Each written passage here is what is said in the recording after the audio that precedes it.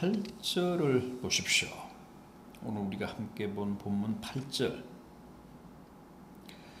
근신하라, 깨어라. 너희 대적 마귀가 우는 사자같이 두루다니며 삼킬 자를 찾나니. 마귀의 존재와 그 하는 짓을 아주 실감나게 표현한 대목인데, 그럼에도 의외로 많은 분들이 이 마귀나 사탄에 대해 그리 진지하게 생각하는 것 같지 않습니다. 마귀의 존재에 대해 너무 무심하거나 마귀의 역사에 대해 너무 안이하게 생각하는 것은 결코 옳지 않습니다. 바람직하지 않습니다. 그렇다고 저 성락교회 교인들처럼 지나치게 마귀론으로 무장하는 것도 위험합니다. 그 사람들은 너무 극단적이잖아요. 모든 걸 마귀론으로 해석을 합니다. 감기 귀신이라는 말 쓰잖아요. 감기는 감기 귀신이 씌어서 앓는 것이고, 또 뭐 시력이 떨어지는 것은 마귀가 눈으로 왔기 때문이라고 합니다.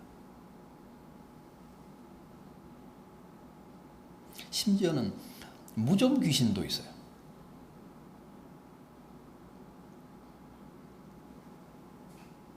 그건 지나치다는 거죠.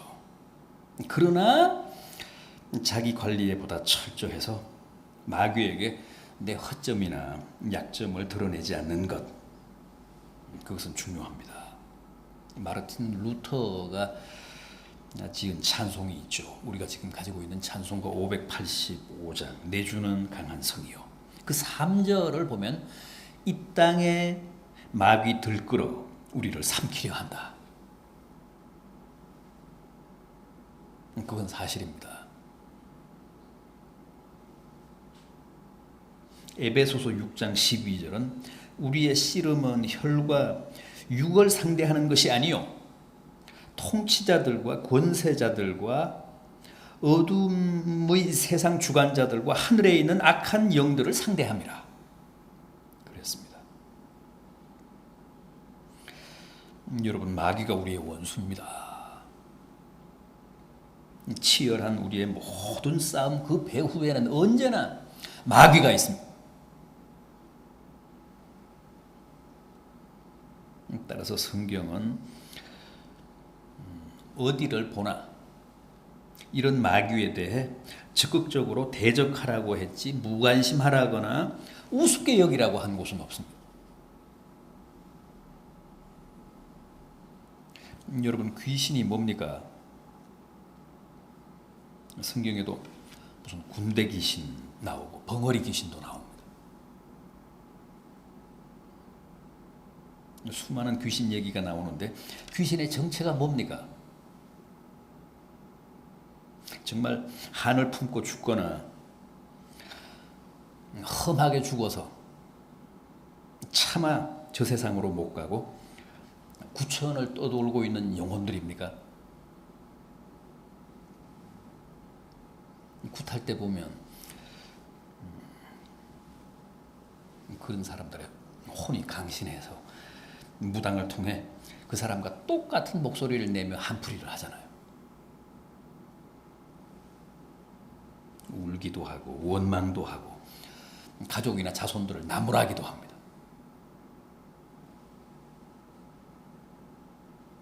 구약 사무엘상 28장에 보면 엔돌의 무당이 죽은 사무엘의 영을 불러내는 대목 나오잖아요.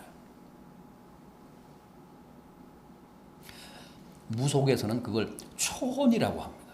초혼제. 무당이 죽은 사람의 혼을 불러오는 겁니다. 그런데 그건 다 마귀의 기만입니다. 마귀의 속임수입니다. 성경은 절대 그렇게 할 수 없다고 합니다. 죽은 사람의 혼을 불러올 수 없다고 합니다.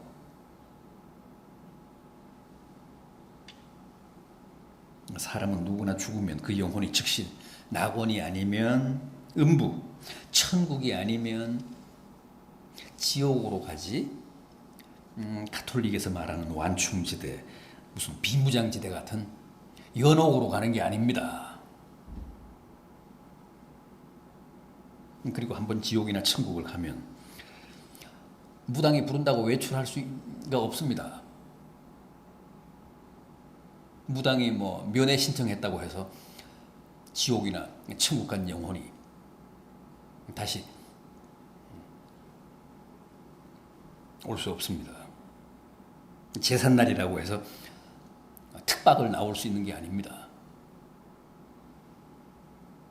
누가복음 16장에 나오는 부자와 나사로 이야기를 보면 분명히 음부와 낙원 사이에는 큰 계곡이 있기 때문에 서로 오갈 수 없다고 했습니다. 다 마귀의 장난입니다. 마귀의 사기극입니다.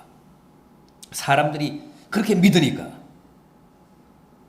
마귀가 사람들의 그 어리석음과 무지를 역이용해서 제멋대로 속이며 농락하며 가지고 노는 겁니다. 제사는 조상들에게 절하는 게 아닙니다. 조상의 혼을 가장한 마귀에게 절하는 겁니다.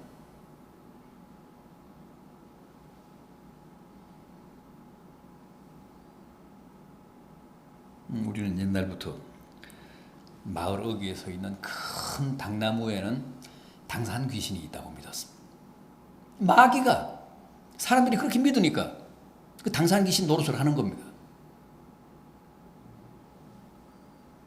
어린 아이가 죽으면 뭐 동자 귀신이 된다고 하잖아요. 총각이 죽으면 몽달 귀신이 된다고 하잖아요. 실제 그런 귀신이 있는 게 아니라 마귀가 그런 귀신 노릇을 하는 겁니다. 사람들이 그렇게 믿으니까. 사람들이 달걀 귀신이 있다고 믿으니까 달걀 귀신 노릇을 하는 겁니다.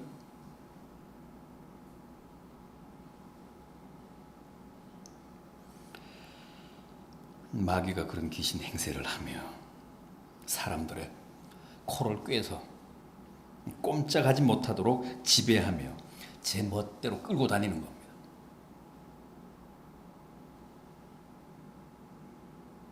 마귀는 대체 어떤 존재입니까? 성경은 마귀를 사탄의 졸개들이라고 합니다.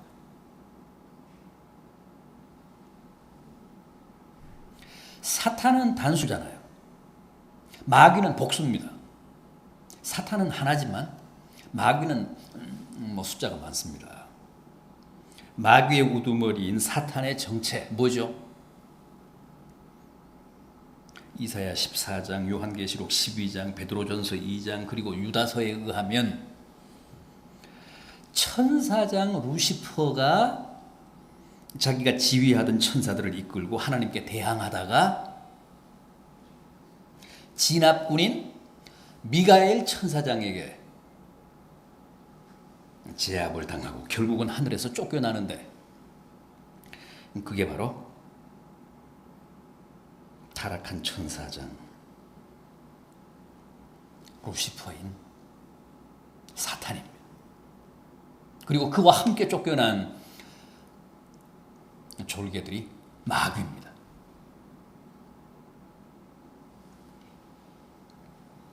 모든 악의 원천과 주범은 사탄입니다.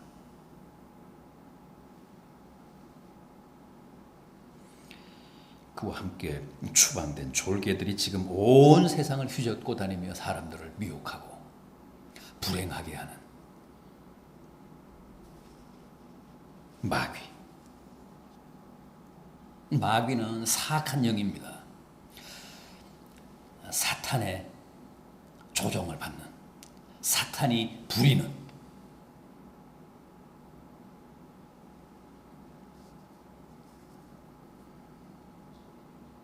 사람들을 해치기 위해 가진 술수를 다 쓰는 교활한 영. 때로는 우는 사자처럼 위협하기도 하고, 또 때로는 광명의 천사를 가장해서 우리 앞에 나타나기도 합니다.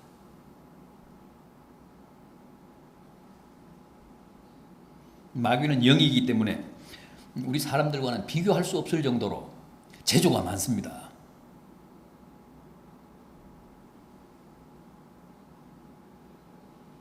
그래서 사람들의 과거와 지금의 형편과 미래를 훤히 꿰뚫고 있습니다.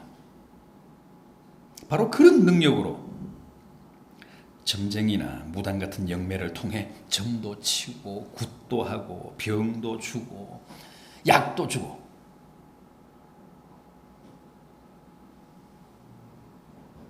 그래서 사람들을 제 수하에 꽁꽁 묶어두는 겁니다. 완급 조절을 아주 기가 막히게 합니다. 마귀는 당겼다 풀었다, 당겼다 풀었다.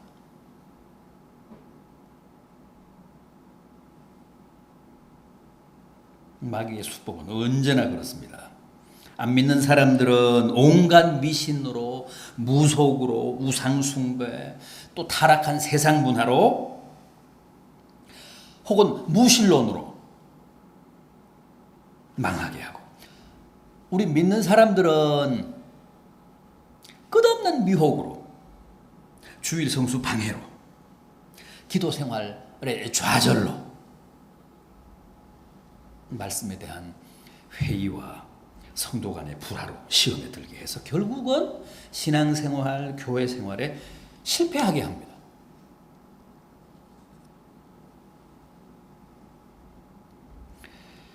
성령의 그 사역의 목적이 우리를 살리고 우리의 삶을 보다 풍성하게 하는 것이라면, 사탄과 그 마귀의 활동, 그 사역의 목표는 우리를 파멸시키는 겁니다. 우리를 불행하게 하는 겁니다. 우리를 망하게 하는 겁니다.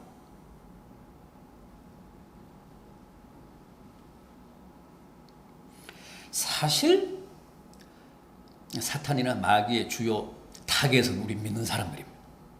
안 믿는 사람들이 어차피 자기 수하에 있고, 주님의 편에 있는 우리 믿는 사람들을 집요하게 타겟으로 삼아서 공략합니다.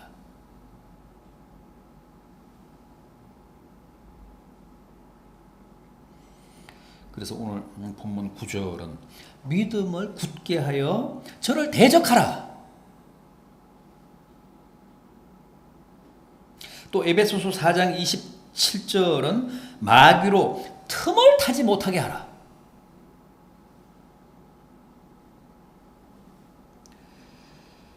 그렇게 권면하고 있습니다. 자, 그럼 마귀가 우는 사자같이 두루다니며 노리는 사람들, 과연 어떤 사람들인지 한번 보겠습니다. 구체적으로 어떤 사람들이 결국 마귀의 밥이 되느냐 하는 거죠. 우선 교만한 자입니다. 5절 이하를 보십시오. 5절 하반절 이하를 보면 겸손으로 허리를 동이라. 하나님은 교만한 자를 대적하시되 겸손한 자들에게는 은혜를 주시느니라. 그러므로 하나님의 능하신 손 아래에서 겸손하라. 때가 되면 너희를 높이시리라. 교만한 자는 하나님의 대적이면서 동시에 마귀의 밥입니다. 마귀의 주요 타겟입니다. 잘 아시다시피 교만은 원초적인 죄잖아요. 천사도 사람도 다 교만해서 타락했습니다. 교만해서 멸망했습니다. 천사는 교만해서 하나님을 대적하다가 하늘에서 쫓겨나 사탄이 되고 마귀가 됐고, 사람은 교만하여 선악과를 범하고 낙원에서 쫓겨났습니다. 그래서 교만이야말로 가장 원초적인 죄입니다. 이사야 14장 12절 이하는 사탄의 기원을 이렇게 밝힙니다. 내가 하늘에 올라 하나님의 뭇별 위에 내 보좌를 높이리라. 내가 높은 구름 위에 올라 지극히 높은 자와 비기리라. 이렇게 교만해서 하나님의 자리를 넘보다가 하늘에서 쫓겨난 사탄은 다시 그 교만이라는 무기로 인간을 미혹합니다. 하와 보십시오. 사탄이 어떻게 미혹했습니까? 이 실과를 먹으면 눈이 밝아져서 하나님과 같이 된다. 그러니까 결국 따먹고 말았잖아요. 인류 최초의 죄가 교만입니다. 교만이 바로 원죄의 실체입니다. 따라서 하나님은 교만에 대한 일종의 깊은 피해의식이 있습니다. 그렇지 않습니까? 믿었던 천사장에게도 모반을 당하셨고 사랑하는 아담과 하와에게도 배반을 당했습니다. 그래서 하나님은 교만을 가장 경계하시고 반대로 겸손을 가장 으뜸 가는 덕목으로 여기십니다.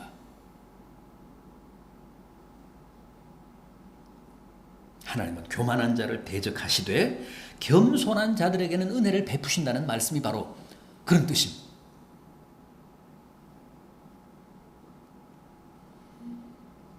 마귀는 교만해서 땅으로 추락했지만 주님은 자신을 비우시고 낮추시고 죽기까지 겸손하게 복종하심으로 하나님이 그를 지극히 높여 하나님 보좌 우편에 앉히셨습니다.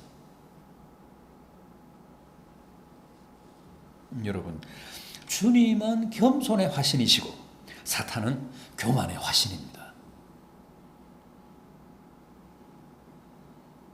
겸손한 자는 주님을 닮은 사람이지만 교만한 자는 마귀를 닮은 사람입니다. 따라서 마귀는 자기 정서와 자기의 성품을 가장 많이 닮은 교만한 사람에게 우선적으로 접근해서 더욱 교만하도록 부추기고 자극해서 결국은 완벽한 자기의 분신으로 만듭니다.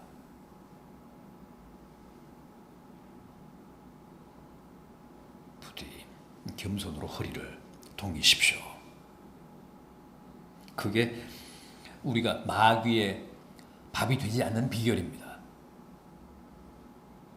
다음은 염려하는 사람이라고 합니다. 본문 7절을 보십시오. 너희 염려를 다 주께 맡기라. 이는 그가 너희를 돌보심이라. 맡기라. 에피립산테스. 이 부정과거 분사는 내팽개치듯이 단호하게 위임하라 그런 뜻입니다. 그래서 전에 개역 성경에는 맡기라가 아닙니다. 그냥 맡기라가 아니라 맡겨버리라 그랬잖아요. 맡겨버리라. 미심쩍어하며 마지못해 맡기는 게 아니고 미련 없이 적극적으로 위탁하라. 염려라는 말은 원래 마음이 갈라진다 그런 뜻이죠. 마음이 갈라진다. 마음에 틈새가 생긴다. 그런 뜻입니다. 따라서 마귀에게는 이때가 절호의 기회입니다. 우리의 마음에 틈새가 생기면, 우리의 마음이 갈라지면 그 틈을 놓치지 않고 비집고 드는 겁니다.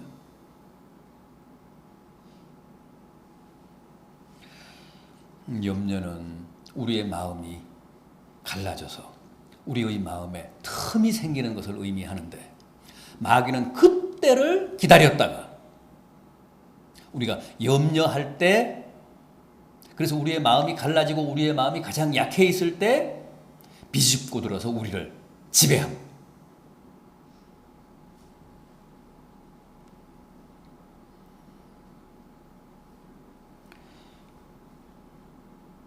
내 모든 염려를 주께 맡기면 우리는 명실상부한 주님의 자녀가 되지만 염려를 하면 모든 세상 걱정을 내가 끌어안고 염려를 하면 내 마음에 분열이 생겨서 틈이 생겨서 내 마음을 마귀가 차지하게 됩니다.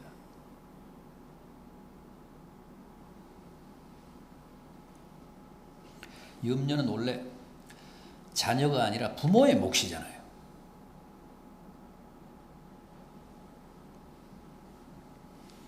마태복음 6장 25절 이하입니다.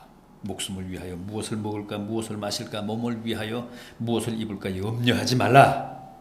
공중의 새를 보라. 심지도 않고 거두지도 않고 창고에 모아들이지도 아니하되 너희 하늘 아버지께서 기르시나니 너희는 이것들보다 귀하지 아니하냐.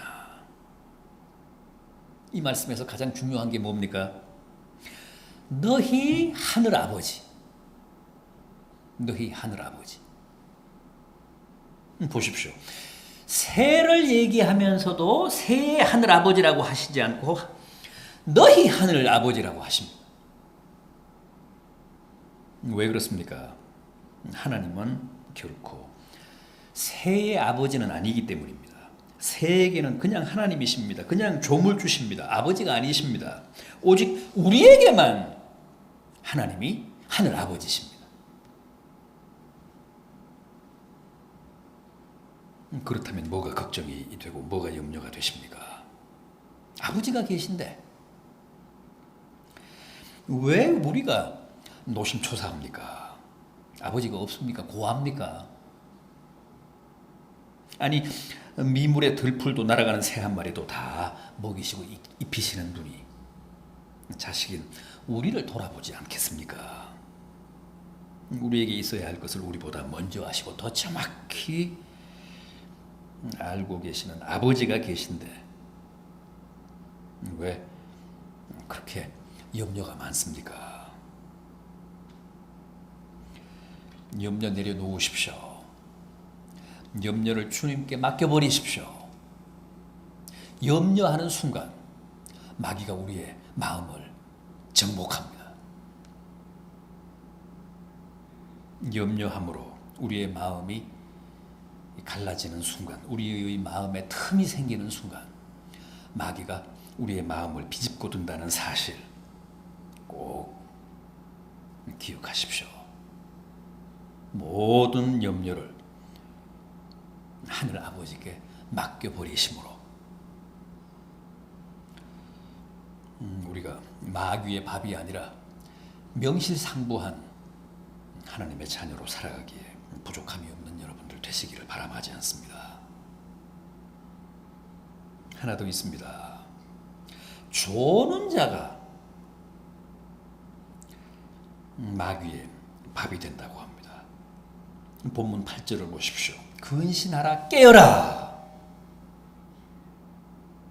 실제 많은 사람들이 졸다가 당하잖아요. 이게 지금 베드로의 권면인데 베드로도 그렇습니다. 일찍이 깨어있지 못하고 졸다가 뼈아픈 천추의 한이 남은 실패를 맛본 사람 아닙니까? 마지막 겟세마네 동산에서 피땀 흘리며 기도하시는 주님과 함께 깨어있지 못하고 졸다가 결국은 3번씩이나 주님을 부인하고 저주하는 한을 남깁니다. 그래서 여기서도 지금 거의 외마디로 호소하고 있습니다. 근신하라, 깨어라. 여러분, 마귀가 아무리 우는 사자처럼 설치고 다니며 삼킬 자를 찾는다고 해도 우리가 근신하면, 우리가 깨어 있으면, 우리가 긴장해 있으면 절대 못 건드립니다. 우리가 깨어 기도하면 마귀가 감히 우리에게 범접하지 못합니다. 우리가 무서워서가 아니라 주님이 무서워서입니다. 그러나 조는 자는 가차 없습니다. 이게 웬 떡이냐 하며 거저 먹습니다. 마귀는 정말 귀신같이 조는 자를 찝어냅니다. 조는 자는 반드시 마귀의 고성능 레이더에 걸리게 되어 있습니다. 자, 아프리카 초원의 사자들 보십시오. 수만의 들소떼 가운데서 병든 놈 정확히 찍어내잖아요.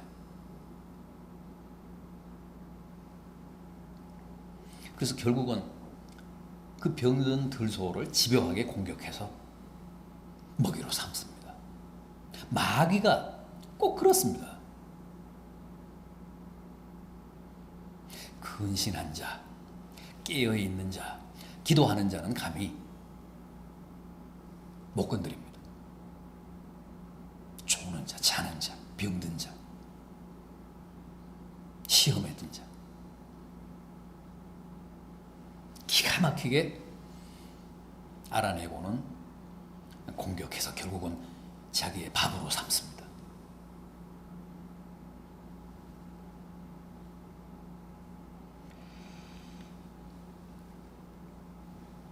오늘 본문 9절을 보면 졸지 말고 오히려 마귀를 대적하라고 합니다. 어떻게 해요?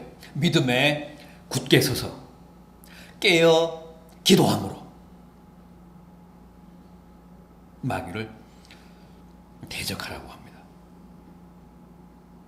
마귀를 대적하는 공격적인 삶을 살라고 합니다. 지금 우리는 너무 영적인 긴장이 이완되어 있습니다.